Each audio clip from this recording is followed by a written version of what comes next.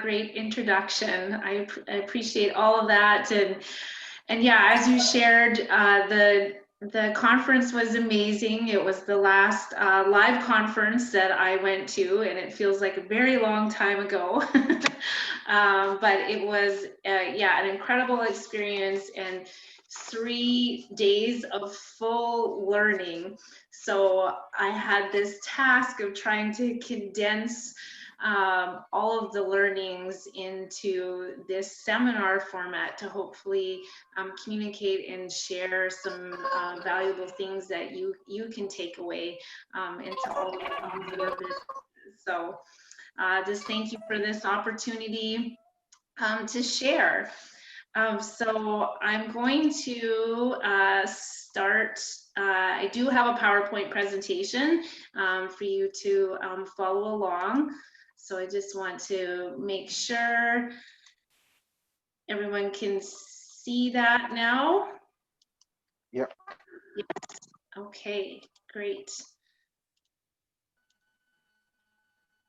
Excellent. Okay. And by the way, welcome to our Edmonton participants as well. I see Paul, I see Kent. I'll have to go through the rest of the participants, but thank you all for attending, those of you from both Saskatchewan and Alberta. So welcome today. Yes, that's fantastic. One of the advantages of doing this online is, yeah, making that easier for others to join in. So welcome everyone from Edmonton. That's fantastic. So, and thank you for those of you that are able to keep your screens on. I always say I do better when I have an audience, so I appreciate your smiling faces. And leaving your cameras on, and totally cool if you things happen.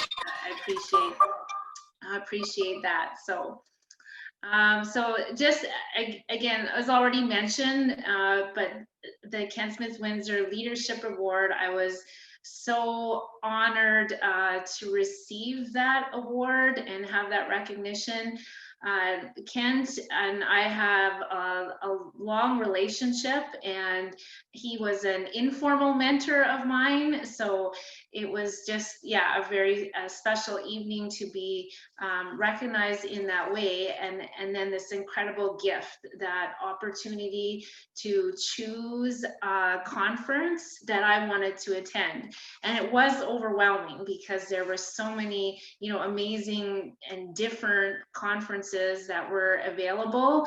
And so it took me quite a while, but I did settle on this talent development think tank. So I'm, yeah, so grateful for the Rajmanik mentorship program and making these opportunities available. So that was a little bit of background. And so I thought it just might be helpful for those of you that don't know me. I'll just share like a little bit of my story, a little brief background, and because it will kind of tie into some of the things that I learned at this conference. So my story, my roots go back in business a long ways. So this is a picture of Wolf's Garage in Grenfell, Saskatchewan.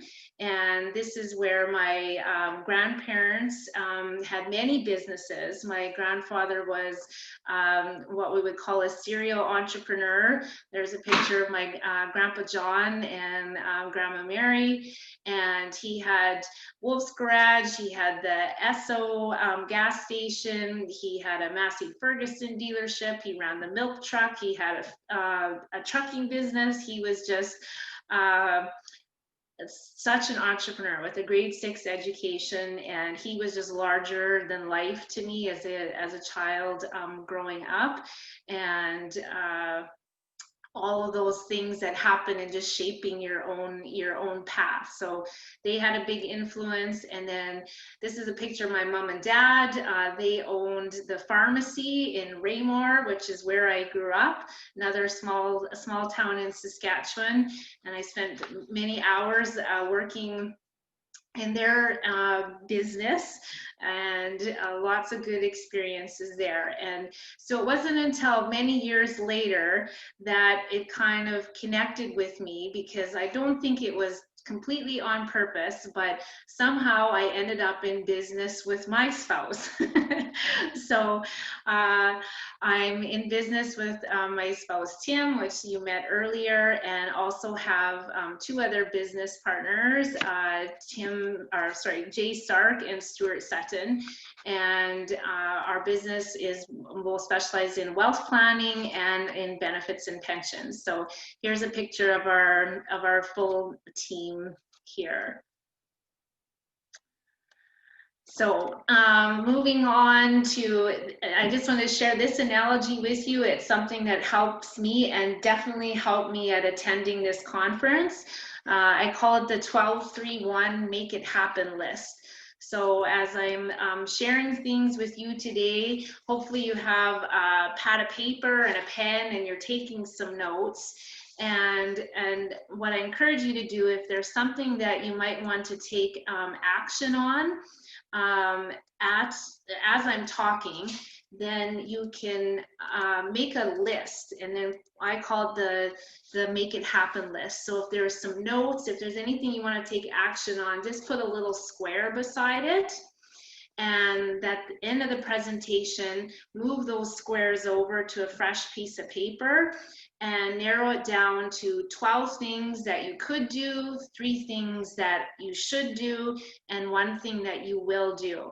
And so my objective today is that there's 1 thing that you will have on this list that you will do from my presentation. And my belief in that is that you do 1 thing and it's kind of like the head pin in bowling, and that it will knock down some other things, because sometimes when we're at these conferences and at these seminars, there's so many things that we just get overwhelmed and not do anything. So that's my task for you today, is have one thing that you will do following my presentation. Deal? Good. So again, these are my top takeaways from the Talent Development Think Tank. I shared this picture because this was a group of people. I was one of 2 Canadians at this event, and quickly made some friends, and we called ourselves the Conference Club, kind of like the Breakfast Club. But there was Joanna, Pete, Kendall, and Bjorn, and they're all from all over North America. And it was just amazing in a short period of time, immense in this learning, and we connected very well and have continued our conversations together and in what we learned. So I'm going to get started. Has anybody heard of this book? I'm looking through the faces. No? Okay. So this might be 1 thing that you write down on your list that you could do. This book, The Multipliers, is how the best leaders make everyone smarter. And Liz Wiseman was one of the keynote speakers at the event. And she also, I spent a full day with her in a workplace simulation exercise. So we went very deep in her work. So the whole idea of this, I'll just kind of walk through her definitions, but it's all about leadership, and whether you're a leader, a multiplier leader, or a diminisher leader. So a diminisher leader, so the definition of a diminisher leader is someone that's absorbed in their own intelligence and stifle others and deplete the organization of crucial intelligence and capability. So the assumption of a diminisher leader is people won't figure it out without me. And here are some examples of diminishers. So you have the empire builder who holds on to resources and underutilizes talent. You have the tyrant that creates a very tense environment that suppresses people's thinking and capability. You have the know-it-all that gives directives that showcase how much they know. You have the decision maker that makes centralized, abrupt decisions that confuse the organization. And then you have the micromanager that drives results through their personal involvement. They have to be involved with everything. So as I was kind of reading through this list, you might have had some people that come to mind as I shared this. Perhaps you've worked with some leaders in the past that you would perhaps classify in this way. So if we could, if people could maybe just unmute for a moment, I just want to see if this will work, because if we're in a group setting, I would like to have this discussion, you know, as a whole room. But if anybody has the experience working with a diminisher leader, could you share with the group what did that diminisher do? So what did they do? How did they talk? How did they make you feel? Anyone would like to share? Yeah, I would like to share. I have worked with one diminisher as like I can see the 5 principles, like 5 disciplines, and that during my previous the organization for which I was working in Jeddah, it was like I was having a director, project director, and first thing he says that I know everything. I know everything. Second thing, uh, when he speaks, nobody should talk. Nobody should advise. He will not take anybody's advice. Whatever he advises, or it's like an instruction. That's the final word. Whenever he comes to meeting, he'll just talk, and uh, he'll just instruct. He'll declare he will just give the instructions, and he'll say end of the meeting, end of the discussion. Sorry, end of the discussion. End Yeah. of discussion. Uh, disperse. What your experience was. So thank you for sharing, Ahmad. And can you, if you could pick a number between 0 and 100, how much intelligence did that project manager get out of you? Did that project manager get out of Out of me? me. Yeah, like how much of your intelligence, your creativity, everything you had to offer, how much intelligence was he able to get out of you the way he led? I can say 70. I can give 70 points. Yeah, 0 to 70 out of 100 points. 100? Yeah. Yeah, okay. Yeah. Anyone else could share? Somebody popped into their mind of a diminisher that they've worked with in the past? Well, I'm just gonna, I guess I'm sort of in a role where I'm managing a couple of employees, and one employee, he's new. He's just a recent graduate from engineering, and I want him to be trained in how we do things. So I see myself doing some of the decision making and some of the micromanaging, you could say, because I want to make sure that, you know, he comes with a solution and he passes by me, is it okay or not, you know, and then I say yay or nay, because and then my other employee, I used to do that more, but I backed off as he's got more and more experience. And got more and more experience, then I like to have more creativity. I still like to have creative control, so to speak, for how the project looks. But I like to say, okay, you know, if it's a good idea, let's go with it. If it's not a good idea, I try not to go with it, but we also allow the client to have the main decision on whether they like it or not, you know. So I see myself transitioning from more micromanaging to less micromanaging, and I wish I wouldn't have to micromanage so much, but sometimes it is, you know, there's a little bit of hand-holding at the beginning when you get a new employee because they need to, so that's some comments on that.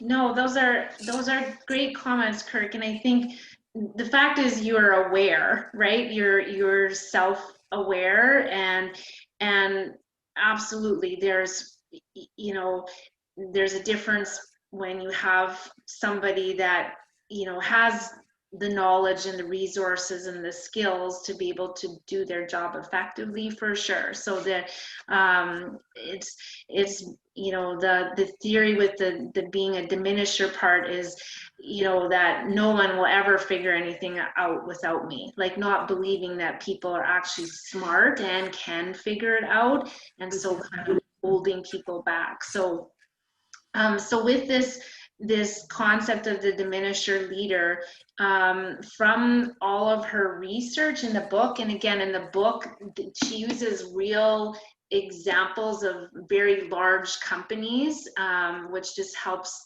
the learning, and they found that in that question I'd asked Ahmad, they found that diminisher leaders got about 50% of the intelligence out of their people. So then if I go to kind of the next one about a multiplier leader, so the multiplier leaders, these are the leaders that are the genius makers, and they bring out the intelligence in others, and they build collective viral intelligence in an organization. So their assumption or their belief is that people are smart and they will figure it out. So the talent magnet, they attract talented people and use them at their highest point of contribution. The liberator creates an intense environment that requires people's best thinking in their work. The challenger defines opportunities that causes people to stretch. The debate maker drives sound decisions through rigorous debate. And the investor gives other people ownership for their results and invests in their success. So I'll ask the same question to the group. Maybe there was a multiplier leader as I was describing these disciplines that came to your mind. And if you're comfortable sharing, I would just love to hear just what that person did. How did they bring out the best in you? How did they talk to you and make you feel?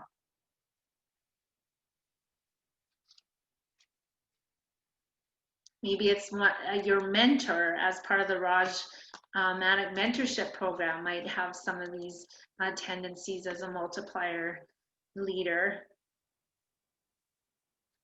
Like I can share one thing. My immediate manager, the one who was my superior, immediate superior.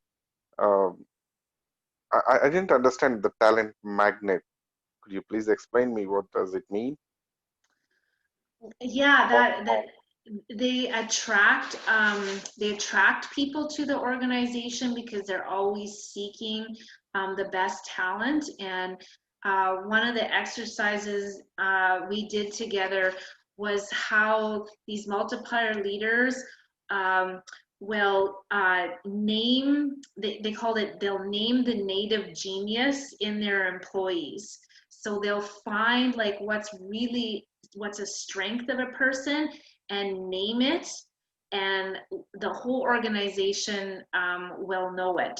So we've done this exercise within our own team, and it was amazing how everyone quickly identified what each person's like superpower was, or what their native genius was, and labeled it.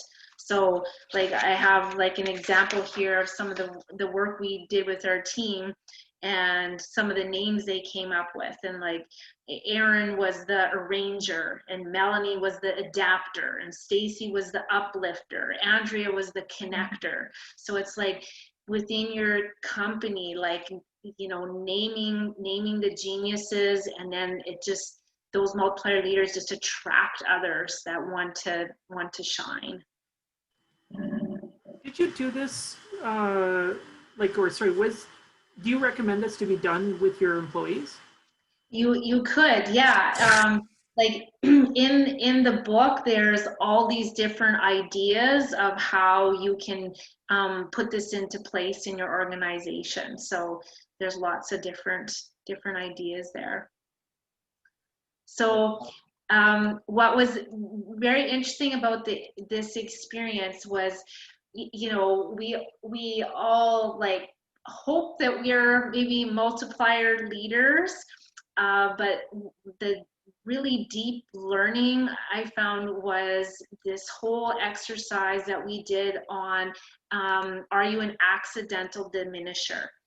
And so this is when, you know, it's certainly not intentional, and your intentions could be very positive and you don't even realize the diminishing effect that you're having on your team around you.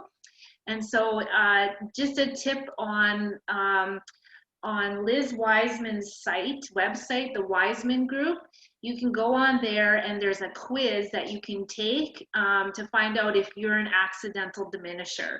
So something super fun to do, and then it will give you a report. So here's some of the tendencies of an accidental diminisher.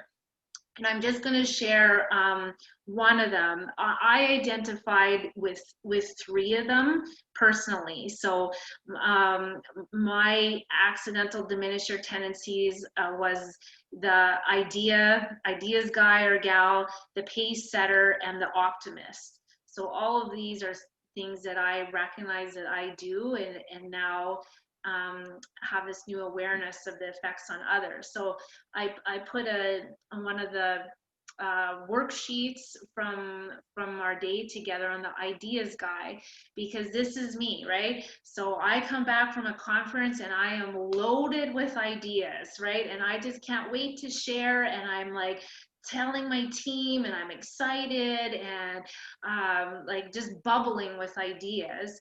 And my intention, or what I think or thought, was that my ideas would create excitement and generate more ideas. And what I didn't realize, that with my team, I could make them feel very overwhelmed. It could be like, oh, this is the new idea of the day, and they're chasing ideas down and not realizing what things I wanted to act on, or what were just things I wanted to share. So I'm just causing confusion and limiting the outcomes, because there's not clear direction on things that I'm sharing. So through the workshops, we learned about lots of different workarounds. If you identify and know that this is one of the ways that you can accidentally diminish your team. So with all of my ideas now, I have a holding tank. I don't share all of my ideas. I have a book where I write some ideas down. And also we've just engaged some different tools with our team to bring out ideas from our whole team, because that's where, again, I could get carried away in group meetings, because I come up with ideas quickly and not allowing others to share their good ideas. So now we have a system at work that allows our entire team to share. So before I kind of move on, because again, I could spend a whole hour just talking about the multipliers, but there's lots more to share. Is there any questions you have about any of the tendencies I listed there on the accidental diminisher that you want to know what that is?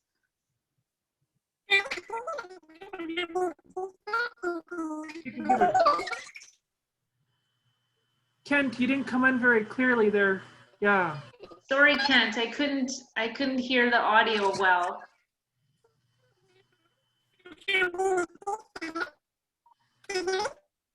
No, sorry.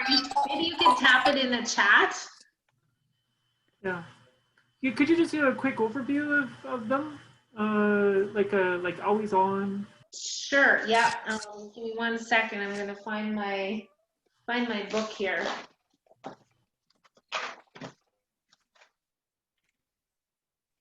Yeah, the always on one. So the intention of this leader is to create infectious energy and share their point of view. So they're just always ready. They're just always engaged. They're always on.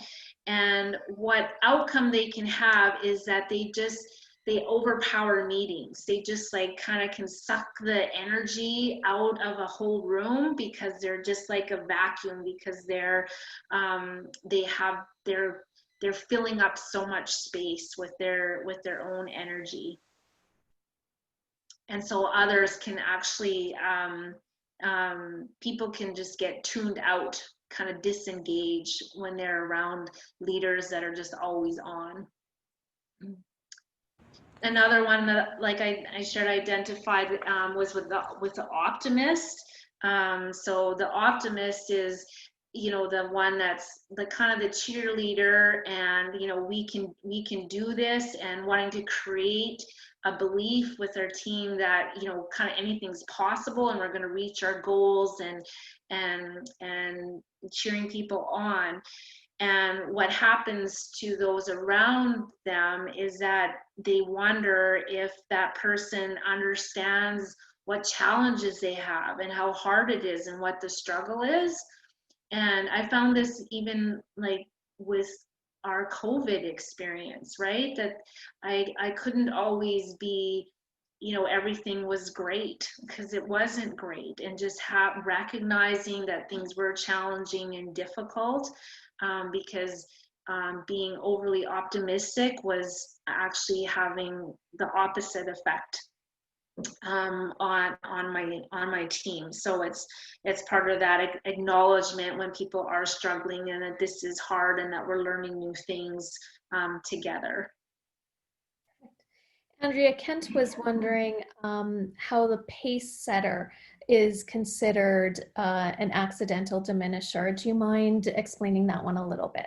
Yeah, for sure. That's another good one. So the pace setter is that leader that is always out front, always in the lead, setting like a high standard for quality or speed in which things are being executed.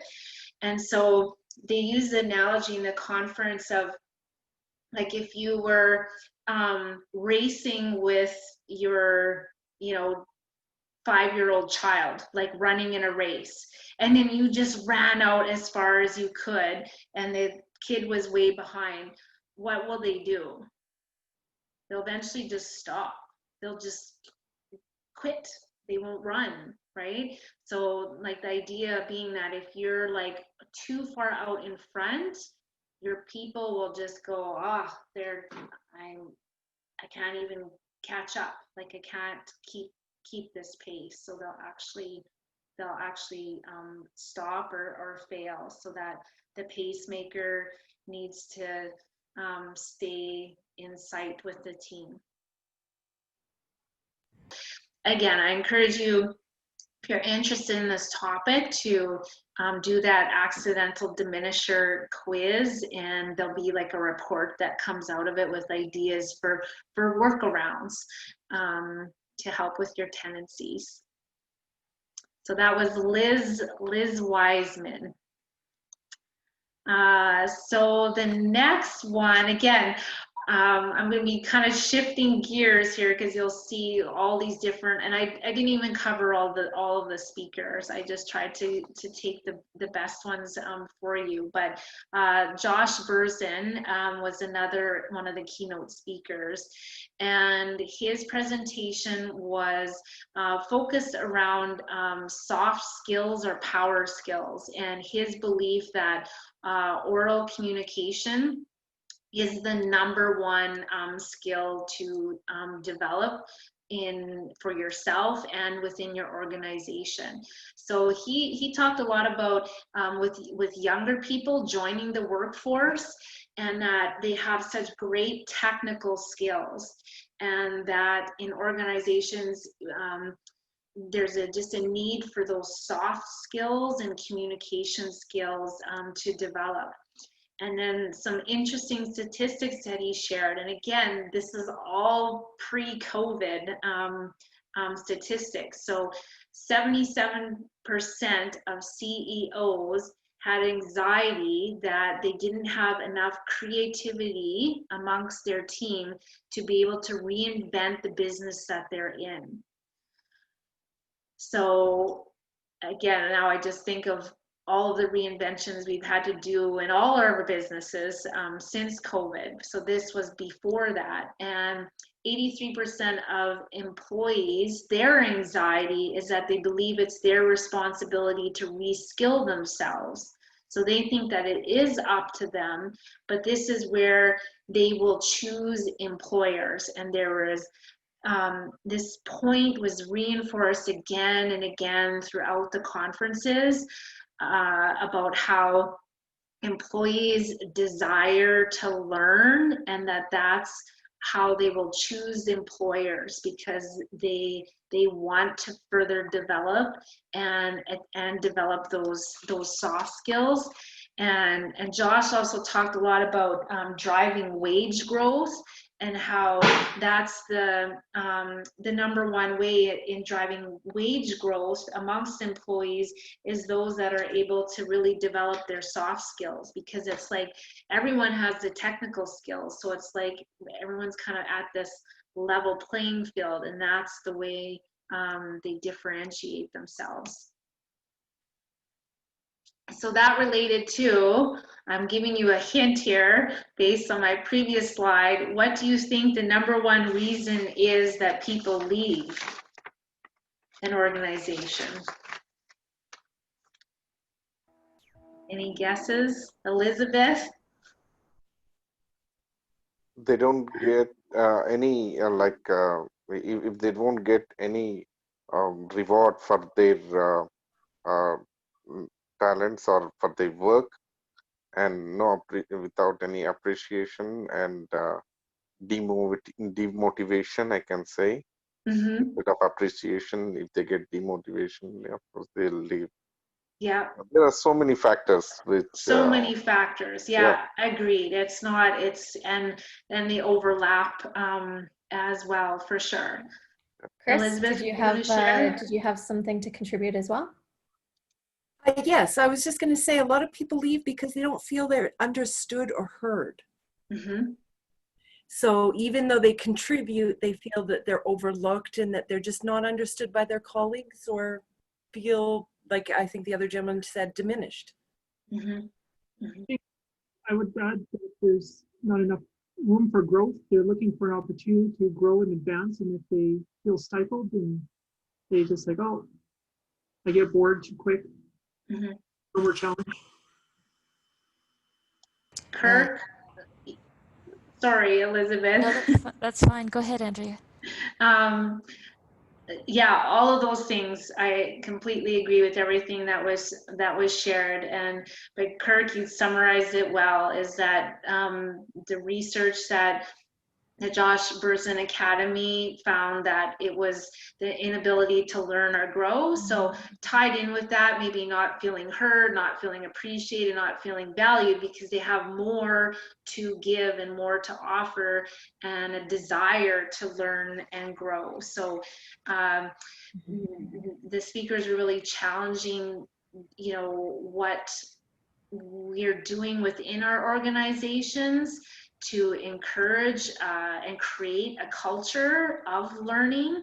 And they use like examples of like large organizations and how cluttered they are with their processes. Like, it's 52 steps to order an employee credit card, right? And how this just squashes people, and they start to, they don't have a place where they can feel like they're growing and getting smarter, and they will leave. So the question, I encourage for all of you to think about is how are you creating an organization that has a culture of learning, because that's what people want.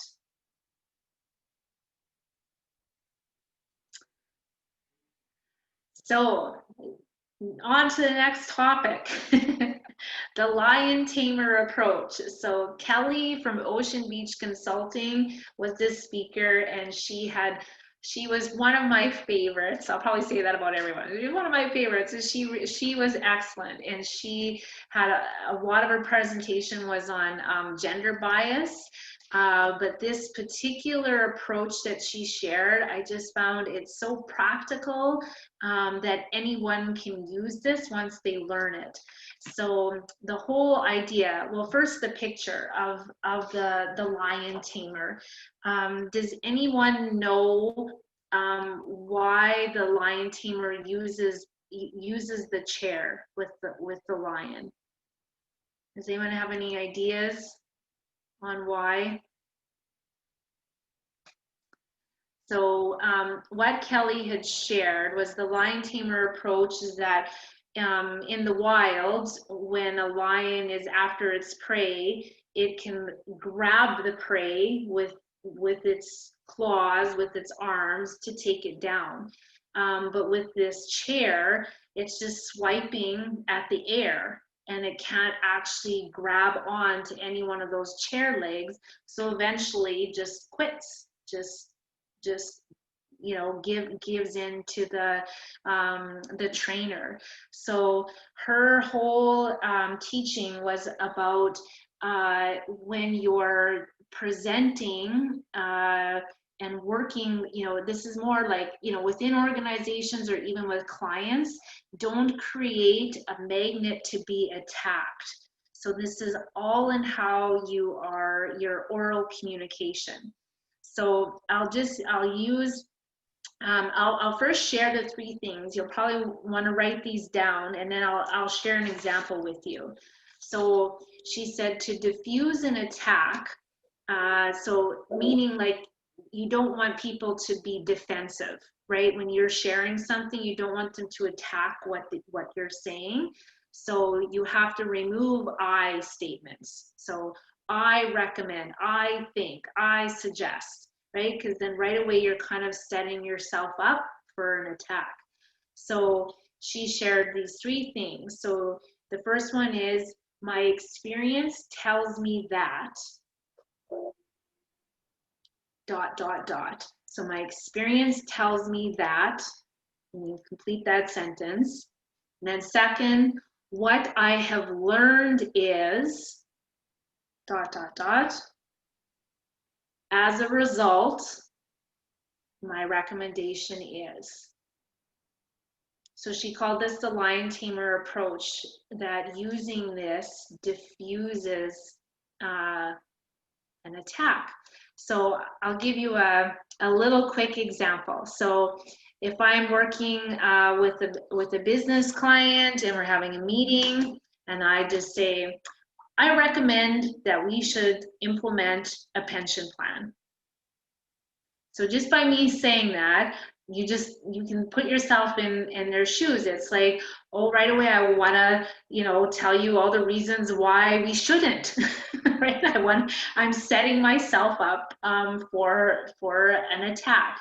So what I could say instead is that my experience tells me that employers that have pension plans have higher retention, lower stress amongst employees, which results in higher productivity.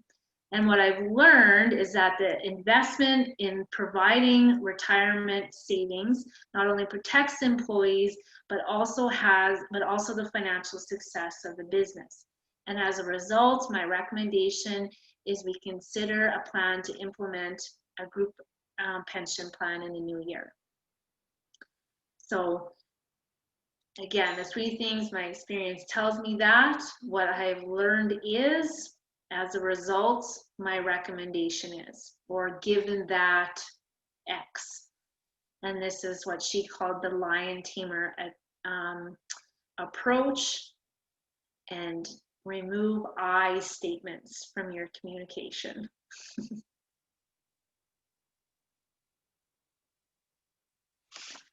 So maybe just pause on that if anyone has any questions.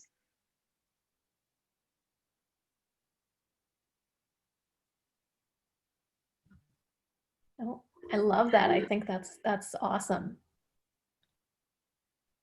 And I've found even you can do this in your written communication as well, right? When you're responding, removing that I statement and just setting up your recommendation, because people can't attack your experience. Your experience is your experience.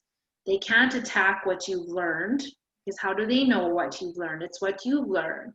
So it's right, it's think of the spindles, right? There's nothing to grab onto when you start with those two statements. Decreases the tension right away, doesn't it? Right away, yeah. Awesome.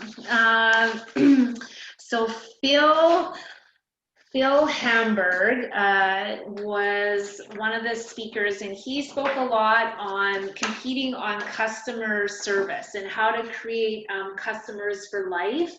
And I just loved this model that he shared with us, and we spent quite a bit of time on it, in how to develop those loyal customers by creating a customer first culture, empowering your people to act like owner, and delivering authentic experiences. And what he emphasized was that we're now in what he called a vast sea of sameness. And that the only way we are really going to be able to differentiate our companies is on that customer experience, and that more and more businesses are competing based on the customer experience. So he shared that, it was 5 out of 10 businesses were competing on the customer experience just a few years ago, and now 9 out of 10. And he talked about, business as usual is the graveyard. And he had examples of, the ones we know, Blockbuster and Sears and Kodak, and how they just weren't listening. And late fees was Blockbuster, right? Like, they weren't listening to their customers. And that the businesses that are continuing to do well, like Amazon and Disney and Starbucks, like, he had all these examples of how they're differentiating on everything to do with the customer experience. So he had shared about, within your own businesses, think about what your key customer experience rituals are. Like, or are you just leaving it to accident kind of thing? Like, what are those rituals that set up that planned client or customer experience? And then the idea that, the customer experience will never exceed the employee experience. So then he went within the organization, right? And how are you treating your people, and what kind of environment are you creating? Because what they deliver and the authenticity of what they deliver is never going to exceed what they're experiencing. So when I think of Maud's example of that leader, right, who's not bringing out your best, well, you're not giving the best to your customers or clients that you're serving. So he talked about creating that customer first culture, empowering your people to act like owners. And you do that by educating them on your business, making sure they know their role, making sure they're connected to the team, and they have results and goals that they're working towards.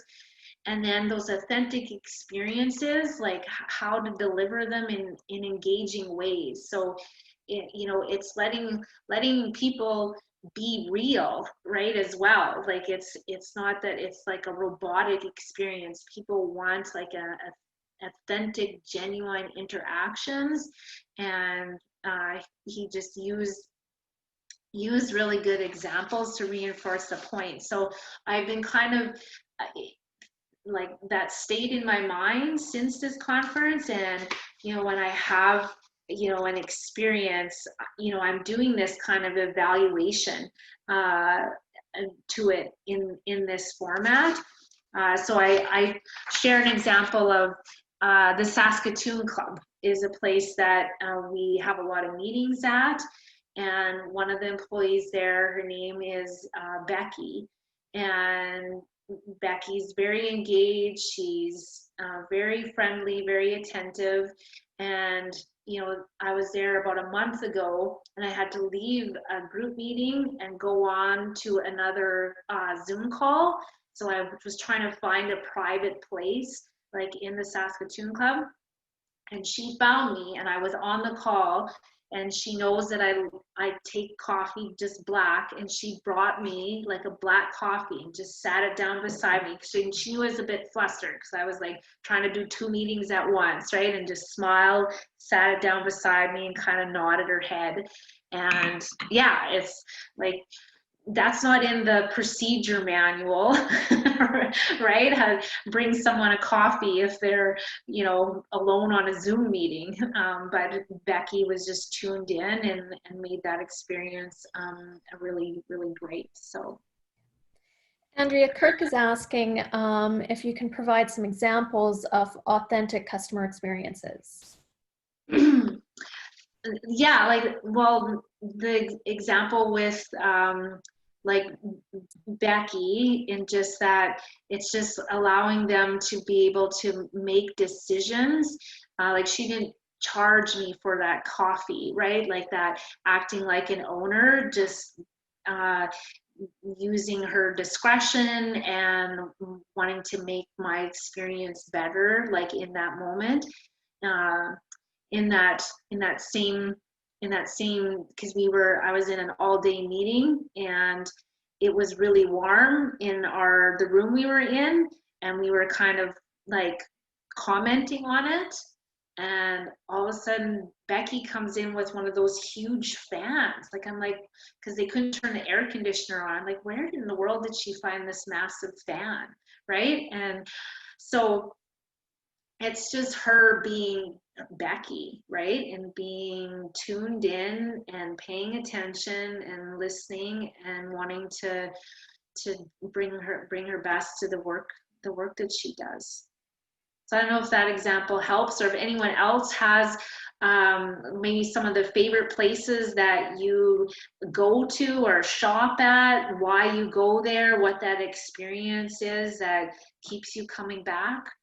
Does anyone have something they could share?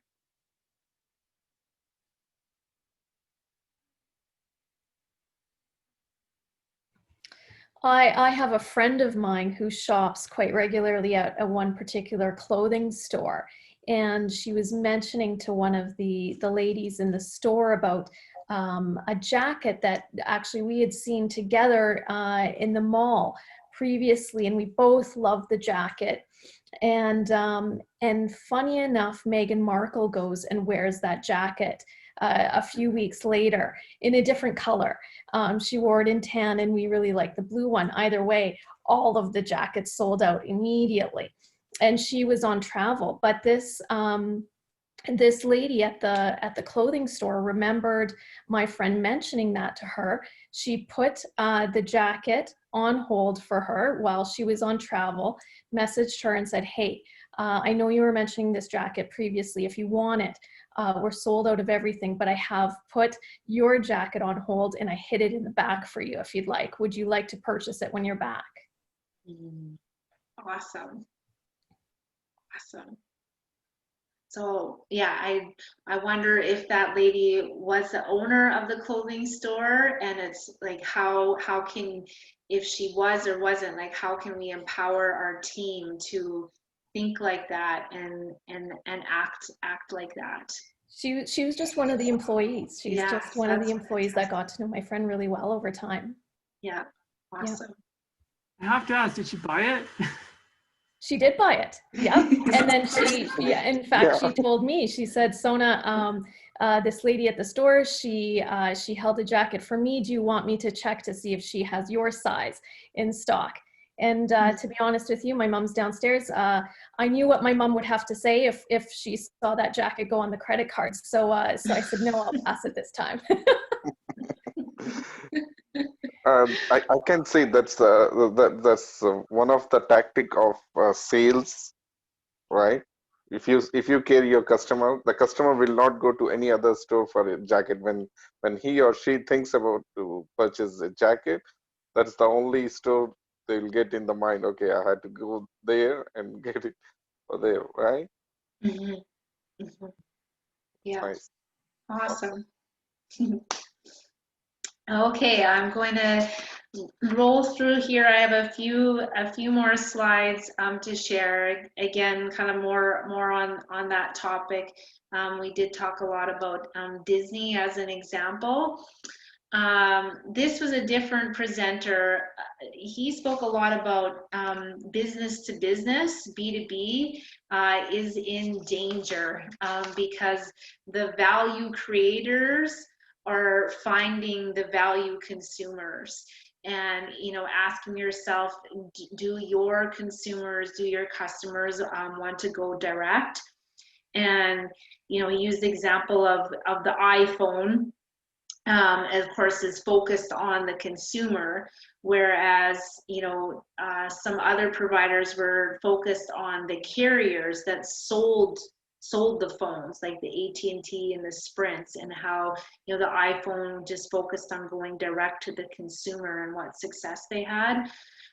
So they were just challenging you to think about your business and the value that you create if you are the middle person, because the creators are wanting to, Airbnb, like, we can find lots of examples of where the creators are wanting to go direct to the consumer, and to make sure that you're obsessing about your clients' frustrations. You have to obsess about those things and invest in removing them and making it better. And then about making faster and better decisions.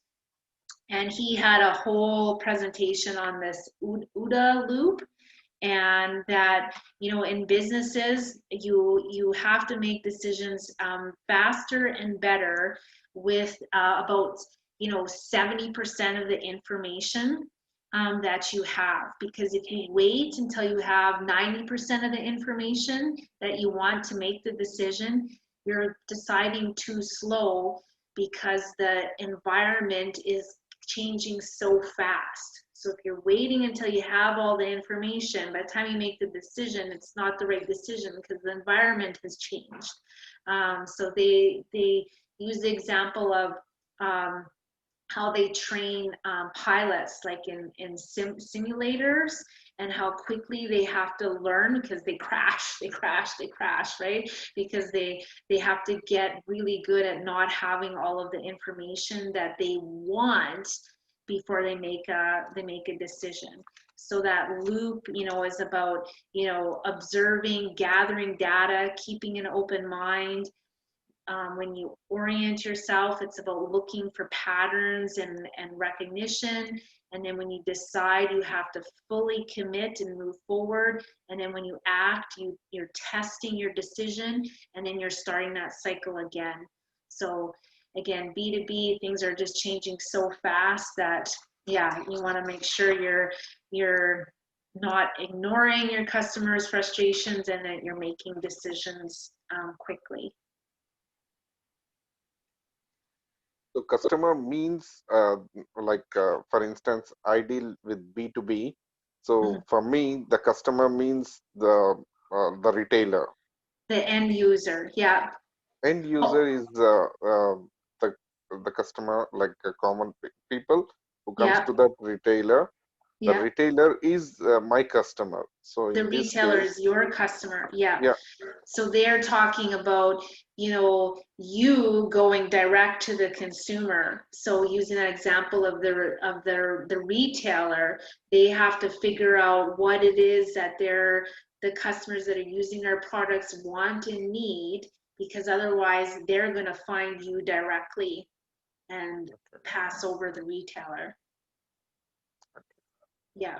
So they're talking a lot about that, the middle business. Yeah. So one of the example I can say, like Amazon, like online market, Amazon, like, for instance, Amazon, right? Yes. Yep. Okay, I can Yes. reach to the direct consumer via Amazon, Yep. right? Yeah, And they're really good at removing frustrations. yeah, Yeah. Yeah. So true. lots to think about there. Yeah, including my own business, right? It was I actually wrote an article following this, because we are, I deal with businesses, and all of the insurance companies are my suppliers. And I know that the insurance companies would like to just go direct to the client. I know that. And so, it's my job to really solve my customers' problems, right? That's what I need to focus on and invest in, to help them, because the creator of the product wants to go directly to the end consumer. Okay. So again, we're coming up to 8 o'clock, so I'm gonna just, maybe you can add this to your list, to look up Don Jones, and his article is Going Human in a Digital World. And I loved his equation. So this is his equation on going human, is that engaged, aligned humans plus simple processes times smart technology times leadership courage. So he has a technology business, and his whole point was that technology can become obsolete, but humans don't. So his whole focus was on leveraging technology, but double down on humans. And in the article, he shared this quote from Elon Musk. And I'll just read this to you. Elon Musk admitted in 2018 that excessive automation at Tesla was a mistake. To be precise, my mistake. Humans are underrated. Musk reversed course as the process ground to a halt and reinvested in people, paying a significant penalty for having not put people first. So Don Jones, if you want to check him out, he calls it's the Industrial Revolution. This is a human revolution, and we need to double down on humans. So find that article. It's a good read. And so then my last thing I want to leave you with, and again, I wish we had more time to share.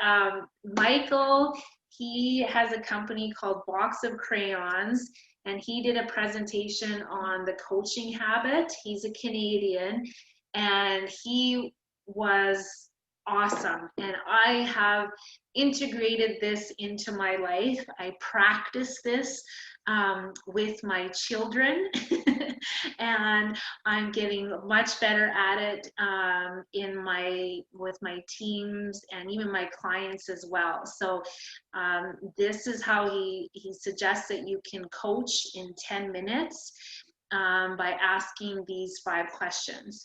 So the kickstart question. So just imagine somebody coming into your office, or you're getting a phone call from a client, and there's obviously something wrong.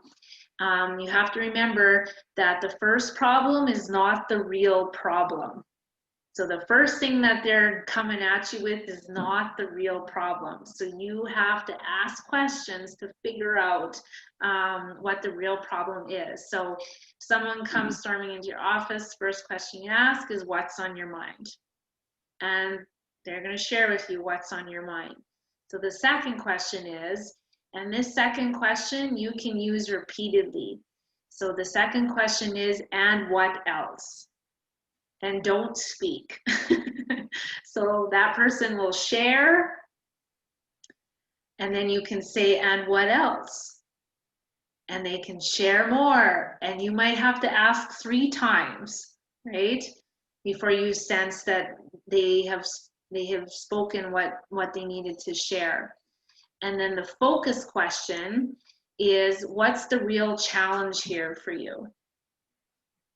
And that person that's sharing with you, this might, they might not have an immediate answer because they might not know, and it might take a while to really articulate what the real challenge is. And this one, so key.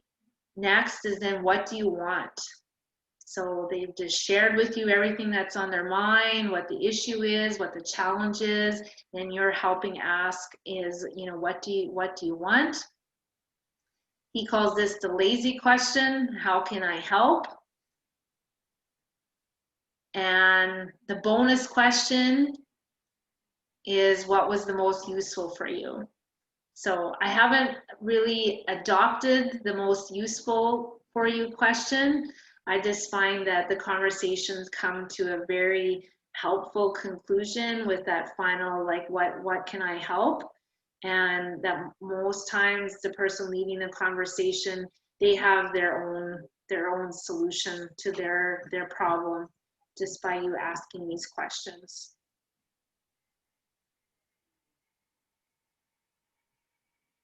So the 5-question leader, there's the book. You can also just Google it. There's YouTube videos,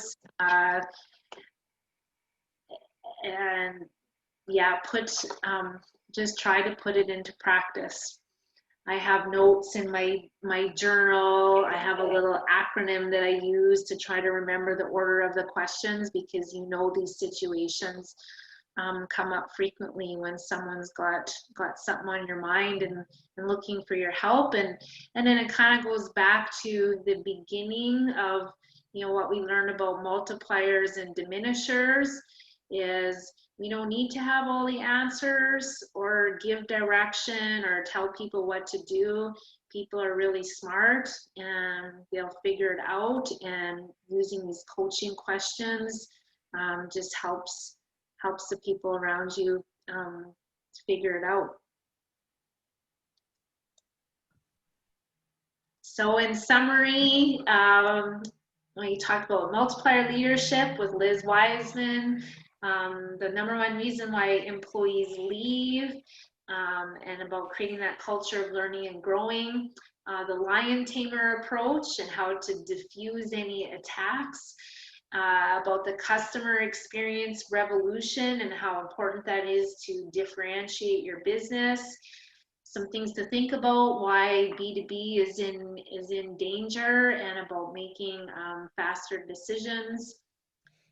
Shared with you about Don Jones and the going human in a digital world, and the 5-question leader. So I know we're a bit over time, but I hope I gave you lots of things to think about.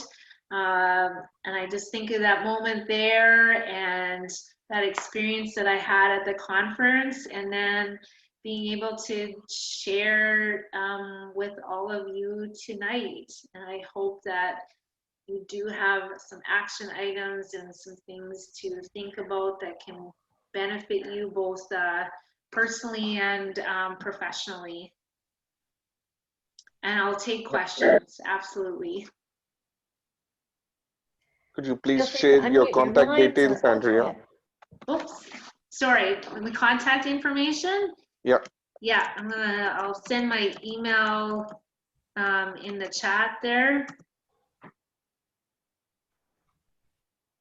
Awesome. And also find me on LinkedIn as well, Andrea Hansen. On LinkedIn, I'm pretty active on there. I've been sharing because I've connected with all of the speakers at the conference, which is amazing, and my conference club. So, you know, we're sharing information on LinkedIn as we further our learnings. I agree with Ronci. She loved the 5 questions, and same thing. I have them down here in my notebook. I plan to use them, and then you know what? We also have a lot of mentors here on the call today. What a great way to also conduct a mentor protege meeting as well.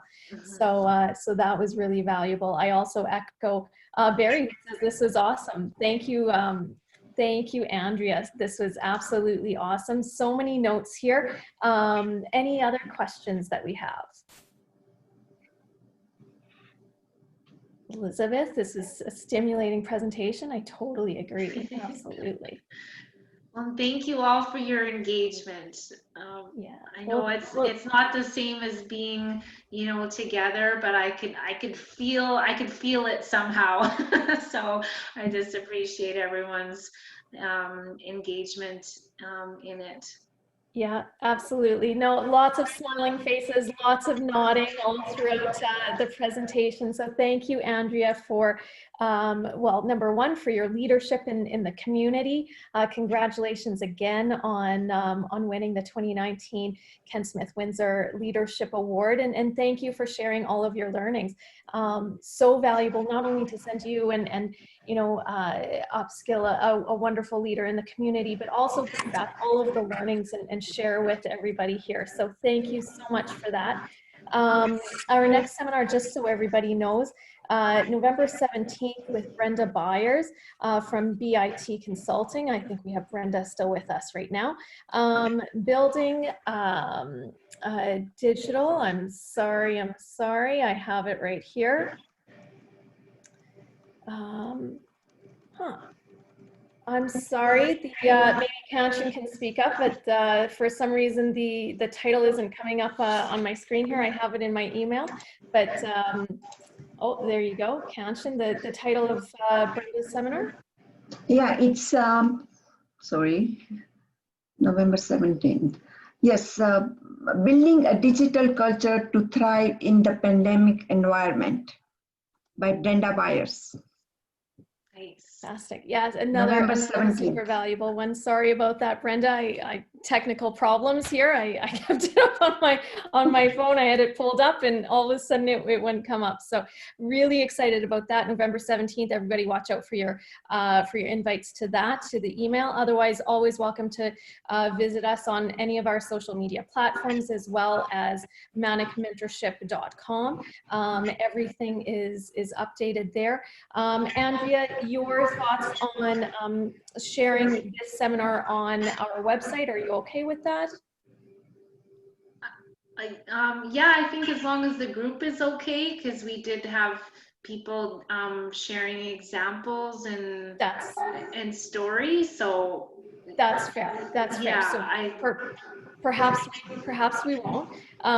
But if anybody has any further questions, Andrea, you shared your email, so please always feel free to reach out to Andrea on LinkedIn or through her email, and I'm sure she can answer any questions that may linger at this point. Absolutely, yeah. If there's something that I touched on that you can't find online and you want to hear more on it, yeah, I'm very happy to share. Perfect. And if anybody is uncomfortable with sharing their video or anything, we can cut that out and still put Andrea's webinar on our website. Yeah. Well, so please email me if you don't want your photo to be shown or whatever, and we will clip that out. Okay, perfect. Awesome.